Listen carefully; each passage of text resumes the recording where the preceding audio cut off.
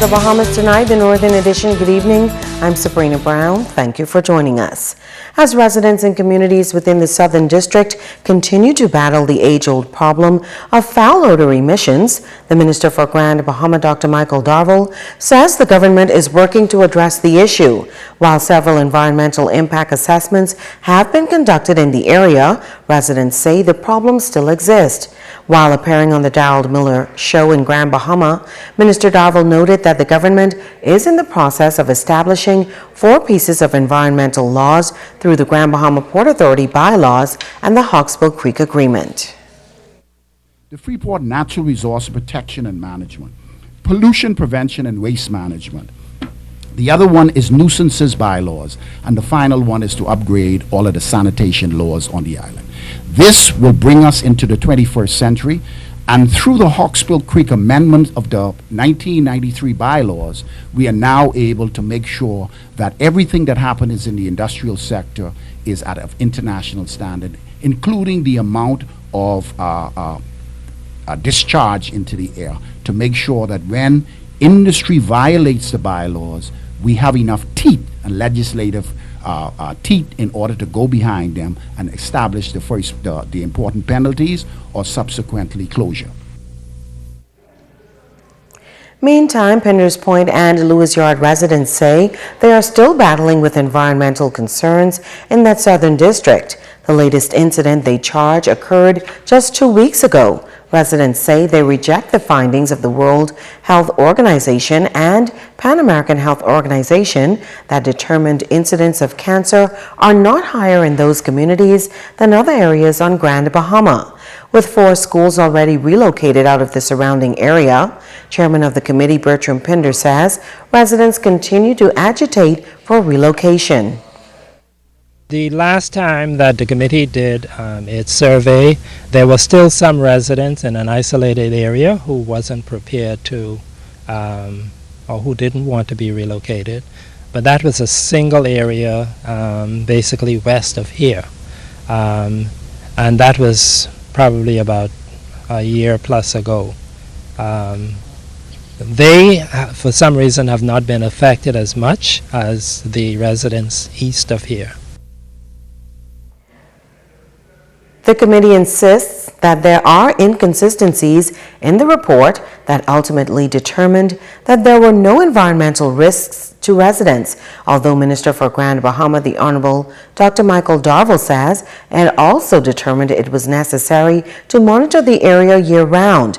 Committee member Shuffle Hepburn says the same report does not account for some 2,000 residents who once lived in that community who may have moved away or died, and if assessed, the results may have been different.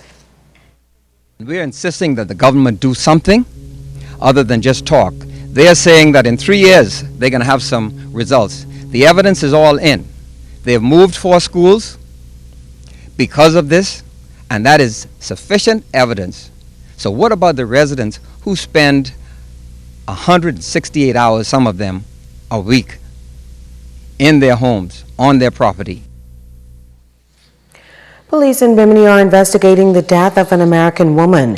Reports say the 60-year-old woman was diving some 3 miles off North Rock this morning when she began experiencing difficulties. The New York native was taken to the Bimini clinic where she was pronounced dead.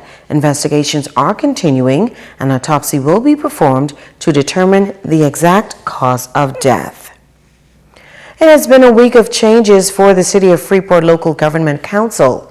On Monday, Chief Councilor Shavita Campbell was officially moved from the chair as head of the council. Another change came today, this time impacting the structure of the 9-member council. Cleopatra Murphy has the details.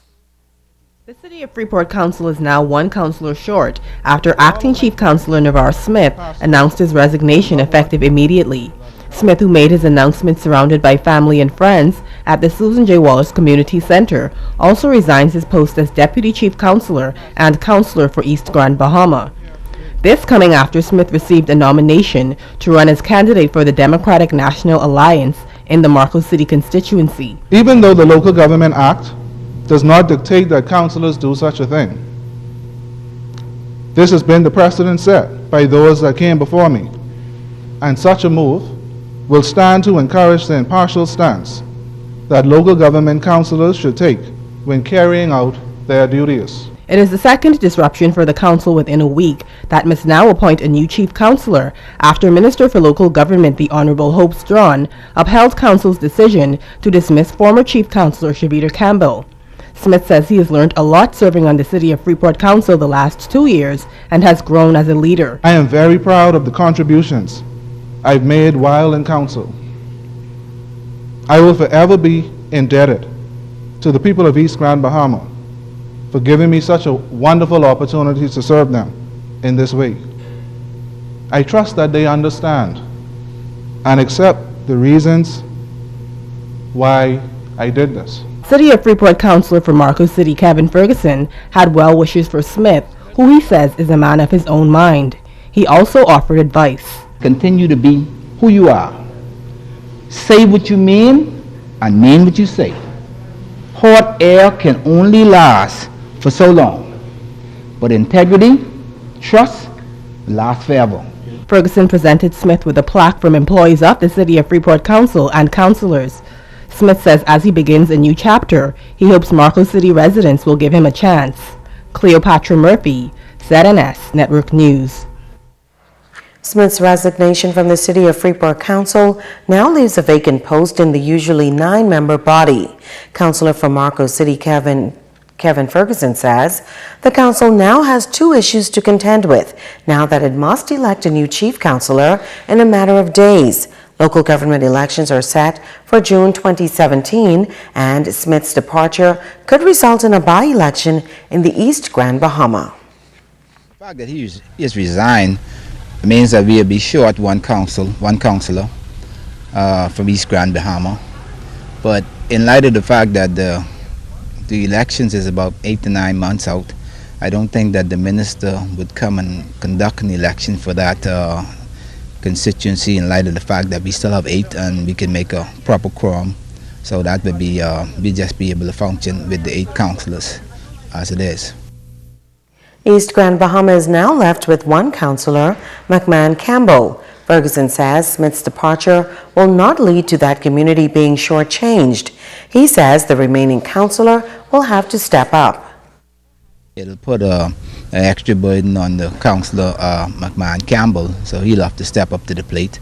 And of course, as councillors, we tend to try and divide the assets of the council, which it's put in the manual that we ought to divide the funding of the council and equally in the constituency. So we would make sure that East Grand Bahama get their fair share of what they're supposed to get.